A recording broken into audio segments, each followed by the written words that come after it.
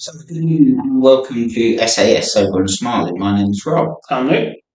So, good evening and welcome to the podcast. There's just the two of us again. It's bloody hot. So, the room's got absolutely no windows whatsoever. So, yeah, it's pretty warm. Right, so we will kick off. And what we want to do really is to talk about myths. So, myths about alcohol, myths about alcoholics, myths about disease. A lot of people have these misconceptions, as it were, about a lot of stuff. Uh, and not only just people that aren't addicted, like friends and family and stuff like that, but also people that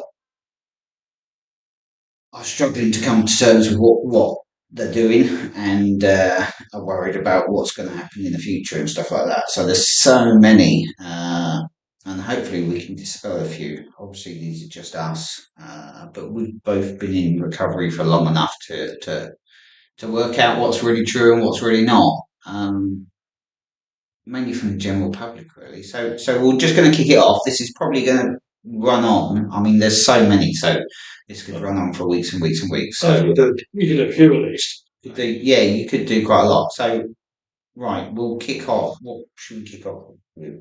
Uh, we'll kick off with meetings, shall we? Let's kick off with meetings. Let's be controversial and kick off and get all that bit out of the way with. Yeah. And do that. So yes, in my early recovery, meetings were essential. But reading the point now, you actually see because when I went to meetings, I was forced to go to meetings because I went to rehab, so I was forced to go to the meetings like all the time. And I was told specifically if I didn't go to meetings, I didn't go to at least once a week. And a lot of them say you've got to do 90 meetings in 90 days, which is just ridiculous. That basically you're going to die. If you don't do it, there's no other option. There's no option to being well, to being recovered, to being alive if you don't do a meeting. And that's simply not true. Yes, they helped me enormously, but only because I was told that that was the only option for me. That was it. There was nothing else in this world or that I could do to be recovered because I didn't have any will. I had no will whatsoever. I had to give my will to somebody. I had to be told that I was powerless, totally powerless over alcohol or any substance, and I couldn't handle it. And the only way I could handle it was to get a sponsor. Yeah. Uh, and that sponsor would tell me how to handle it. But that sponsor is also in the program. And that sponsor is also powerless. So how can, this is how I see it now, how can I expect somebody powerless to tell me how to run my fucking life? Because I think it's mad. And don't get me wrong, I've been a sponsor and I've sponsored many people. And I've listened to the bullshit and I've then spouted the bullshit out to somebody else. And it's yet I've got to be I'm told that I'm powerless and this bloke's powerless. And yet he's telling me what to do and how to stay fucking sober. It's just yeah. It was a crazy one. I mean, I remember when I first came to me, I did rehab and I came more or less off my own volition. Yeah. And then when I came in there, I won't go into my first meeting was a bit crazy to say the least. But what I got from it was, yes, this is the right place to be. And no, at the time when I was in there and that, like, I got more or less told what you did, powers over alcohol and everything. And it does sort of get into your head. And you do feel that way for, oh God, what these people who will be in my position, what they must be saying is absolutely gospel because they've got you at the point where because they've kind of got you at the point where you're at your weakest. Yeah. So when you're in that position, you will on to anything that is going to give you a bit of hope. Anything that will give you like there's a small light at the end of the tunnel that it is possible to do it. And I said for a long time I believed it. Oh, okay, I've never been a proper sponsor. I have helped people, but I've never been a proper sponsor. I've been the first to admit it. And that, and it's it's hard some of it. So I've lost my train of thought. I just don't, and yeah, 100%. I mean, I've sponsored quite a few people back in the day, and I've gone along with it, and because you're told that you've got no power, you've got no willpower at all, you've got, like you said, you're losing Yeah. throughout every single stage. You're told that you're down here, Yeah. and you listen to this person up here, and you do everything that the text, whatever text it is, tells you to do, and you cling on to that. Like you said, you cling on to that hope because that's all you've got. Yeah, and some of it is a bit reinforced. Like you go to meetings week after week, and they kind of want you, like whether it's a main show or you just want to talk about your thing, talk about your week, and they constantly want you to talk about, the low parts. Oh, I've had a good week, and that's fine, and that. And when you get into these, you're constantly brought back to sometimes the bad times and the things that you regret and the bad things you've done. But but then I'm clean and I'm thankful to be here. And you are for a certain amount of time, and you do buy into it, and that. But after a while, I found this. I'd say I probably found this after about the first sort of year. I started going a little like that. But don't wrong, my first year I sort of did it on the wing and a prayer until me and you got talking. Then you were my sponsor for a long time, and you took me through it. And that's when I got really serious about it and started doing a lot better and working a proper program of recovery. And that me and you sort of did ourselves. And then obviously doing like the 12-step guidelines. Yeah. We did it from that, because the conference I don't. God, I won't go into it because I do respect other people's books. I've sort of worked my way around it, and that's in a way that I didn't have to go through those things, but I abided by the principles of the program. Yeah. See, the point was 100%. I was your sponsor. Yeah. But we didn't do it the text way or the way it would be extremely frowned upon if somebody knew how we did your steps and how I did my steps, and because the steps themselves I think is generally sort of like 50-60% of it is really good. Yes. But only because it makes you deal with your past history, accountability. That side of it is absolutely brilliant, and I don't think anybody can get sober without that side of it and without the side of talking to another human being. Yeah. I don't think sponsorship is a good idea, personally. I think talking to another human being is a must. Yeah. But I don't think that the word sponsor and the word that you put all this faith in one person because you're told you can only have one sponsor at a time. So whatever goes on in your life, you have to speak to that one person. That one person is then supposed to tell you like the fucking what the God's law on everything that you say, and they will sort it for you. That's bollocks. They're just as fucked up as you are. Yeah. I just don't agree with that side of it. I've got to admit. So, but also, there's a lot of things. Other things I found with, like I said, I'm in a proper sponsor, but I've helped people, and they don't tell other things where you go and you help people. I can imagine you've come across this, and you try your hardest, but you do get people who you try and help, but sadly, there's no way around it. They don't, they might not get it or whatever. And there's a part of you that I felt this a couple of times. Well, there's a part of you that feels that I did felt, because I couldn't help them. Yeah. I felt like a bit of a failure. Yeah, but that's because you're programmed to think that you've got every fucking response and every you're you're the wisest person on the earth because you're held in this sponsorship that you're solely responsible for that person. It's just wrong.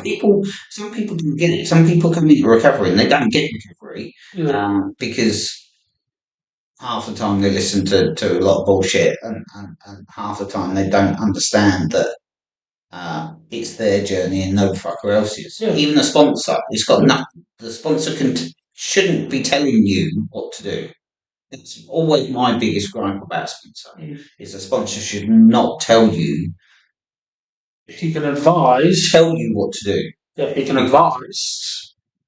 But he's not. I would say sponsors can advise. Yeah, they're there to guide. But you can't. You can obviously say, right, you have to do this. Yeah. Or you've got to do this for whatever reason, because in a way, then you become accountable if they go and do something that you've told them to do, because they think that you are the holy gospel. Then you do have a part of responsibility. Yeah. Because you're advising them to do these things. And most sponsors that are like hardcore, what I'd say hardcore, most sponsors are totally hardcore. They live by this fucking text, and that everything they do is that fucking way, and it's that way or no way. If you don't do it, you're going to drink, and you're going to go to prison, you're going to die. Institutions and jails, whatever it is. Yeah. That's their way of keeping you solely responsible for that bit, and that's rubbish. It's just guide somebody, help somebody through it, but do not tell them what to do. I've known sponsors that have told people you can't do this, you can't do that, you can't go on a date with somebody, you can't be in a relationship with somebody, you can't have a dog, you can't, and it's just like, what are you doing? Only because they've been fucking brainwashed by their sponsor and their sponsor and their sponsor. It all leads down, it all filters down. That there's one way or the highway. If you don't do it this way, you're dead. You and it's bollocks. Yeah, definitely. Jesus Christ, I've known a sponsor who basically was telling us, even how, like you say, you can't do this, just even telling how to eat. Yeah. You're like, what? You know, if you're not eating like you don't eat this, or if you know, you have to. What's it? You have to get a gym membership. You have to do what? So like, I was sad. I was like, the sponsor, that's a drill sergeant. Yeah. Jesus Christ. Yeah. So one, I've always spoken about this a lot actually on this one. That one for me, and by the way, these and that's the whole point. Is everyone's got an opinion, or everybody should have an opinion, and every opinion should be individual. If they're not, and you have two or three people telling you the same thing, then there's an issue because everybody's opinion is different because everybody's recovery is different. So for me, in my opinion, you don't need to go to meetings to get sober. What you need to do is understand why or the for me anyway, I have to understand the mechanics of why I am what I am. And meetings certainly help that in the beginning. The 12 steps, part of it.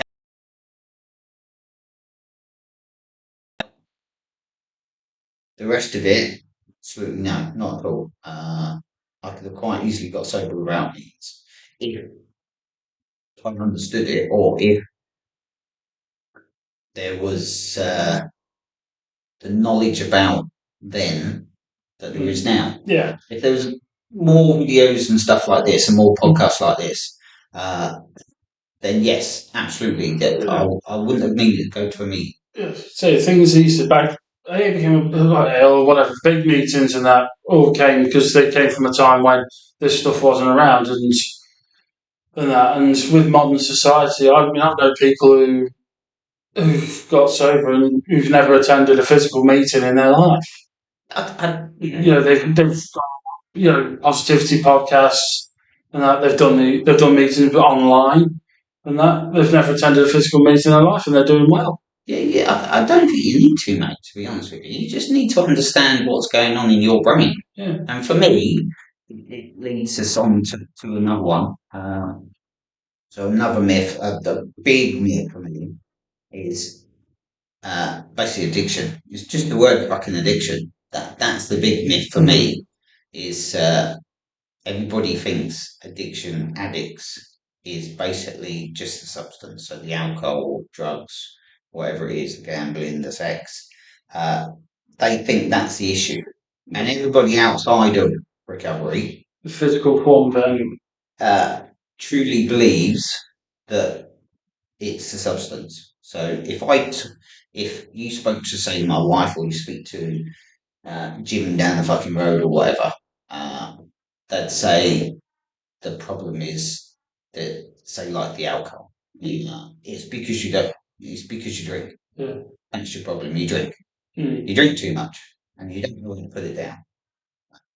And then all this crap about fucking disease and it's a disease and uh, for me that's just totally wrong. You have to understand. For me, you have to understand addiction. You have to understand that addiction is not the substance.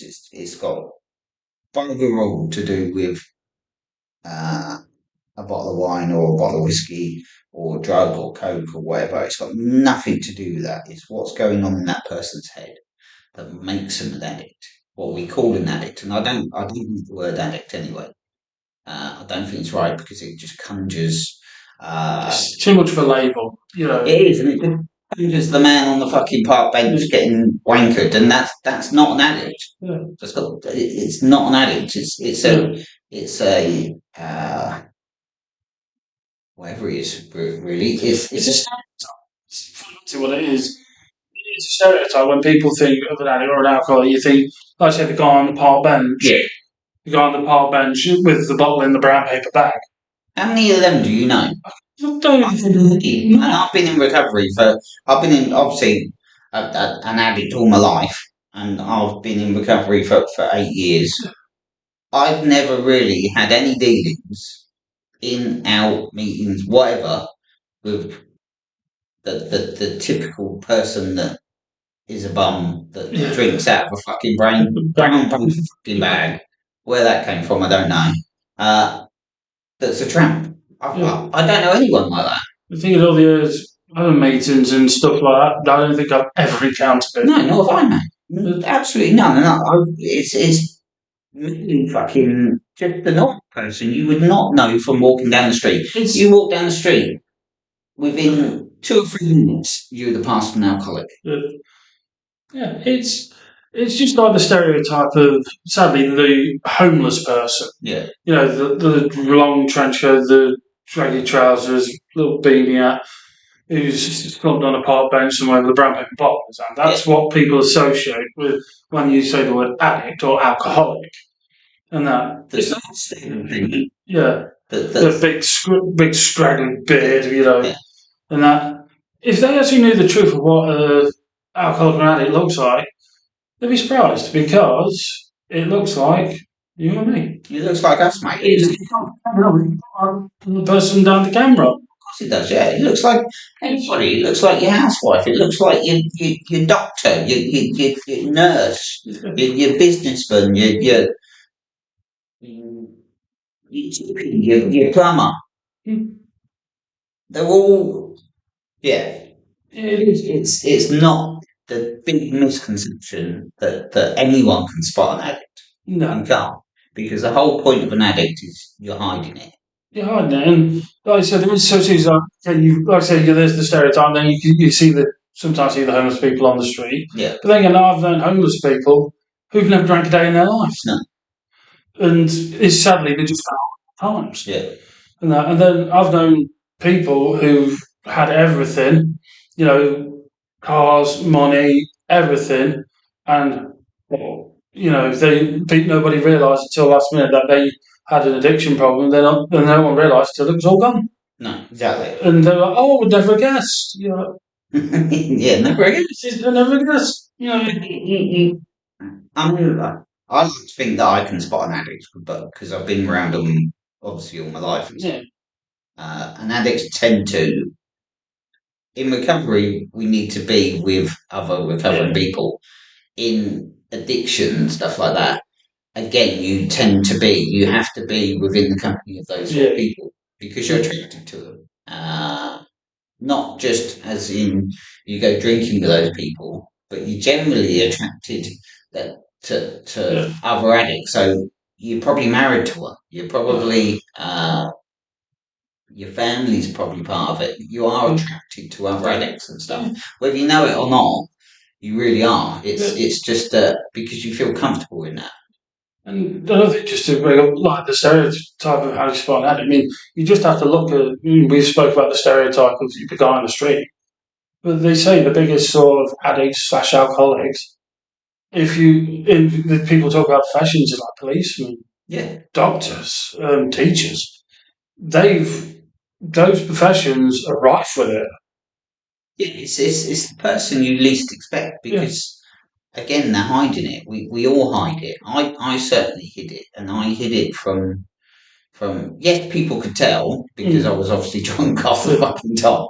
Uh, It's what I think. Nobody thought it was a major issue. Oh no. No one else. I mean, I hid it well for years and years, and it wasn't really until my last 2 years it became so prevalent that Yeah, that's when my family started having interventions and stuff like that, and trying to talk to me about, you're drinking too much, and then all the lies kind of came out, and you say anything just because you don't want to hear it. And that, but to talk to me at the time, you would never said. He said, no, he's just a normal person. He's just a normal person. You wouldn't have guessed. no. And if you're watching this and you have any indication that you or your partner or whoever has an issue, it's an addict. Because addict for me is again it's I don't like the word. There's other connotations to being that, and that's all to do with how you think and everything else. But if anybody's got an issue with drinking or whatever, then the easiest way to find out is just don't drink. Basically, is just have a week off, have Yeah. 2 weeks off, and what I personally would do if you want to find out if you've got an issue with alcohol, Mm. get on, put Yeah. it on your table and ignore it for a week. Don't touch it. Don't open it. Well, if Don't you put leave the it TV for, on. if you open up anyway, it's going to go off anyway. So, But even if it goes off, no, just leave whatever open in view of your day to day life. If you don't touch that within a week, then you haven't got an issue. But I bet you 95% of the people watching or anybody out there would not be able to leave that alone. no. You can make an excuse to open that bottle. So, It's always, that's the joy of addicts. We can make an excuse for anything. yeah, there's You, always an you excuse can, for it. oh no, it's going to go off. Oh, Yeah, I'm going to go off. I had a bad day at work. So, do you know what? I saw the bottle. I just had had a couple of glasses. And that we can make an excuse for anything. yeah, Be really good. yeah, there'll always be an excuse for it. And it's just not, it's really difficult to talk about why you shouldn't because of sort of the health benefits and everything else. And because you sound like a bit of a hypocrite.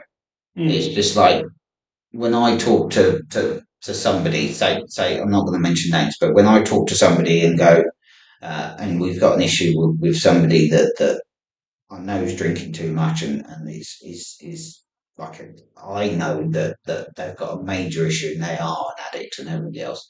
And when I speak to this person about it, it's almost like it's fucking well, you're a hypocrite because you did this and you did that and you did this. So I don't like talking about the benefits of it because then you get labelled as like I said, a bit of a hypocrite that well, you were fucking bad, so you can't complain.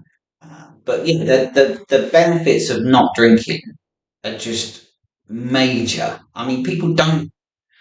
Our generation, like we said as we were coming here, our generation was sort of like geared to it. And the new generation of people, the teenagers and stuff, they don't drink that much anymore. They really don't. It's all about non-alcoholic, or they don't even bother with non-alcoholic for God's sake. No, it's like we were saying on there, not reiterate what I said to you. Things are like the younger generation now, it's very much health is wealth. Yeah, And they've kind of learned from the mistakes we've made that, I mean, it's, a lot of it is they'd rather go to a coffee. They would rather go. Yeah. Yeah, But yeah, a lot of people don't go to a coffee, go have a coffee shop, or just if they go to a club, they just drink. It's either like if they do drink, it's like alco pops or stuff like that. They don't go on proper sessions like what we would have in our in our younger years. but if you anybody would apart from people like us, no reason in the world that anybody can come up as to why you need to drink. There's none. No. Your body does not need to drink like a poison. Mm. It doesn't need it. There's absolutely no scenario where that goes, I need a drink. And then you say, people tell each other that they do, and certainly I used to, so I can't, like, again, it sounds a bit hypocritical, but there is none, absolutely none. Deaths, births, whatever, there is none. I always said when I was told in recovery, uh, the biggest thing you can do is obviously to admit that you can't have a drink again. Yeah. And they said to me, if you can honestly answer this question as 100%, then you're on the road to recovery. If you can't answer it 100%, then there's an issue. But Mm. if a doctor told you you've got 2 weeks to live or 24 hours to live, Yeah. whatever, would you have a drink? No. That's, for me, the biggest thing because a lot of us, Yeah. I can say no, I wouldn't have a Yeah. drink. My last day on this earth, I would not have a drink. No.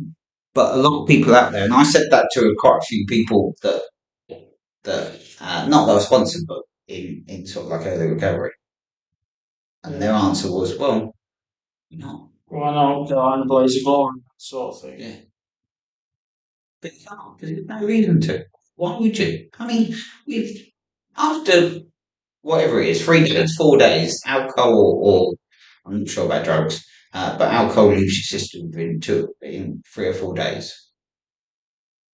I can't last 8 years without going. There's absolutely no reason. Why would I need to? No. Yeah.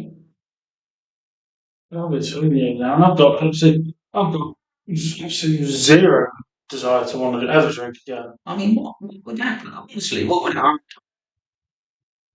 Really, apart from Thursday evenings, I don't really ever um, delve into my addictions or past stuff at all. I'm not like one of these people that like go to meetings 3 or 4 times a week and that's all they can think about because my life is recovery and that's it. I live my life as I need to live my life. I don't live my life in recovery. So I lost my train of thought. Sorry, you whispered something. Yeah, and it just went. That's right, mate. It's it's a, So it's a hard one, really. Don't know. I mean, what the answer is to that. It's I mean, what do you do? Addiction is just it's a how do we then make sure everybody knows that you don't have to drink stuff like that? How do you get that across to somebody? So how do I get it across to sort of like a friend or whatever that's struggling that can't cope a day without a drink and that's told that if the only way to get sober is pain and hurt and rock bottoms and God and misery and jail and how do you get across to somebody that it's not like that? you can try, but they'd run a mile. That's the problem. But it's not like that. Yeah. But, I mean, we have to take responsibility for our own actions. And in recovery, it's your own action. I don't hold any sort of like fucking truck with these people that um, slip, and then it's everybody else's fault. Because if you slip, you have to take accountability for it. You can't sit there and say, "Oh, this is the reason. This is the reason." No, like we've said in the past, problem with was when people a lot of times when people slip, this isn't just a spur of the moment thing. There's been thoughts that have been going on for a while, Yeah. and all of a sudden the opportunity has arose, and that like we all said, it doesn't just happen on the spot. It's a feeling that's been coming for a while, and you can fight it for so long, but then all of a sudden the opportunity arises and bang. Yeah. No, it is a tough one. I've got to admit. So we are actually up on time. I've got to apologise. Lost my train of thought totally back then. I didn't. It is hot. Let's be honest. It is boiling. That's the reason. I do apologise. I look like a lemon at the moment. So yeah. Thank you for listening. We're going to carry this on because we wrote 10 things down about alcoholic myths and meetings and stuff and what other people think is a myth and it's not. And we've only done 2, so we'll carry this on. So yeah. What are we on then? We are on Instagram, Facebook, TikTok, Twitter, and YouTube. YouTube, everything's good on. We're getting bigger all the time. And well, I thank you all for joining us and watching. Thank you very much. Yeah, thank you for watching, and we'll see you next week. Cheers. Bye bye.